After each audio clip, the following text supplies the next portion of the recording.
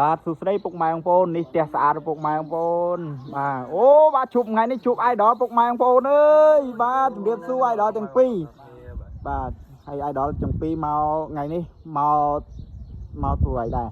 មកថតបទចម្រៀងថ្មីបាទអេស្របតែពេលខ្ញុំកំពុងមើលផ្ទះទៀតនេះតែខ្ញុំស្ដាប់បងតែខ្ញុំតោះផ្ទះបាយណាបាទអូស្អាតណាស់បងអើយហើយថ្ងៃនេះមានប៉ុន្មានបទមកថតបទចូលឆ្នាំនេះខ្ញុំមួយបងជួយខ្ញុំមកបត់ដែរហ្នឹងបាទបាទណាជួយណែនាំឈ្មោះឲ្យពុកម៉ែបងប្អូនយើងជម្រាបសួរបាទពុកម៉ែបងប្អូនទាំងអស់គ្នាខ្ញុំបាទឈ្មោះលីហេងលីតដែលជាកូនពៅបាទនៃផលិតកម្មថោនបាទជាអ្នកសម្រៀងថ្មីទៅទៅចូលសង្ឃឹមថាពុកម៉ែបងប្អូនទាំងអស់គ្នាជួយគ្រប់គ្រងបាទក៏ដូចជាបន្តគ្រប់គ្រងផលិតកម្មថោនយើងទាំងអស់គ្នាផងដែរបាទសូមអរគុណបាទហានរីខតបាទអ្នកគ្នាបាទបទចម្រៀងខ្ញុំមានខ្លះក្នុងថោនហើយពុកម៉ែបងប្អូនគ្នាក៏ដឹងដែរបាទអូជំនួសណាយ៉ាដល់បត់ល្បីច្រើនខ្ញុំឃើញបត់មានអីបត់អីគេបត់ជីវភាពបងមិនល្អបាទអាបត់អីគេល្បីក្រោយនេះបងស្រីហើយអាបត់អីគេមានធនាគារនោះអូអាបត់នោះទុះខ្លាំងណាពុកម៉ែបងប្អូនអើយពុកម៉ែបងប្អូនទាំងអស់គ្នាប្រកាសជាបានរំជាមួយពួកគាត់ទាំងអស់គ្នាទាំងពីរនាក់បាទបងប្រុសហេងលីតបងប្រុសហាន់រីខត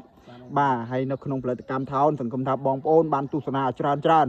បាទហើយកុំភ្លេចបទថ្មីរបស់គាត់មានច្រើនទៀតពុកម៉ែបងប្អូនហើយមានចំណងជើងមានចំណងជើងឲ្យពុកម៉ែបាទជួយប្រាប់ចំណងជើងបន្តិចបទខ្ញុំចេញបានមួយបទហើយបងដែលបទរបស់ខ្ញុំផ្ទាល់បទឈប់ទៅបងឈប់ទៅណាបាទបទហ្នឹងយើងចេញហើយអស់ហើយផ្លូវការបងប្អូនទាំងអស់គ្នាអាចចូលស្ដាប់នៅក្នុង page ផ្លូវការក៏ដូចជា channel YouTube ផ្លូវការរបស់ថោង Production បានហើយបទថ្មីដែលបងប្អូននឹងត្រៀមនឹងចេញនេះគឺមានចំណងជើងថាបទលយកប់បងលយកប់លយតែលយកប់បងស្ដាប់ឥឡូវយើងក៏លឺចំណងជើងលយកប់ដែរអារម្មណ៍ហើយរំឬក៏ចង្វាក់បែបណាដែររំតែខ្ញុំអត់ដឹងរំមិនចេះរំខ្ញុំរំអត់ចេញបងខ្ញុំរំចេញមើលឥឡូវភាសារំភាសាតិចមិនបាច់ឥឡូវបើហាបន្តិចឥឡូវបើហាបន្តិចមើលបើហាក្បាលបន្តិចបានហើយមានចេះក្បាលបន្តិចដែរកិច្ចសាឡាគ្រូដកខ្ញុំដប់ពេលមកដឹងគាត់វាយឡើងខ្ចប់ហើយសង្សារក្បត់ខ្ញុំឡើងកប់នាងមានថ្មីឡើងប៉ិនប្រសពអូខេ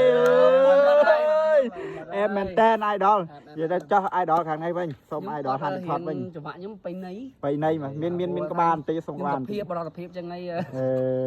ខ្ញុំបត់ចំណងជើងមកកំខ្មើតបាទមុំខ្មើតណាសុំក្បាលបន្តិចសុំក្បាលបន្តិចអើយក្រមុំខ្មើត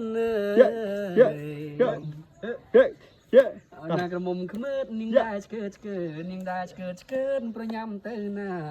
បងស៊ូនាងមួយម៉ាត់នាងមិននិយាយស្ដីចូលចានាងប្រញាំអើយទៅណាអាចគង់ជុំអូប៉ុណ្ណឹងក៏បានដែរបានប៉ុណ្ណឹងក៏បានដែរពុកម៉ែបងប្អូនបាទអរគុណពុកម៉ែបងប្អូនអរគ្នាសង្ឃឹមថាពុកម៉ែបងប្អូនបានទស្សនាហើយនៅឈុតឆាកបាទផ្លែកជាមួយនឹងបងប្អូនគាត់ក្រុមតារាសម្ដែងទាំងអស់នៅផលិតកម្មថោនគាត់នឹងចូលរួមសប្បាយអបអរសង្ក្រានខាងមុខនេះបាទសង្ក្រានឆ្នាំថ្មីពុកម៉ែបងប្អូនហើយក៏សូមអរគុណ idol ទាំងពីរនិងជូនពរឲ្យ idol ទាំងពីរមានអ្នកគ្រប់គ្រងកាន់តែច្រើនបងប្អូនស្រឡាញ់ចូលចិត្តកាន់តែច្រើនបាយ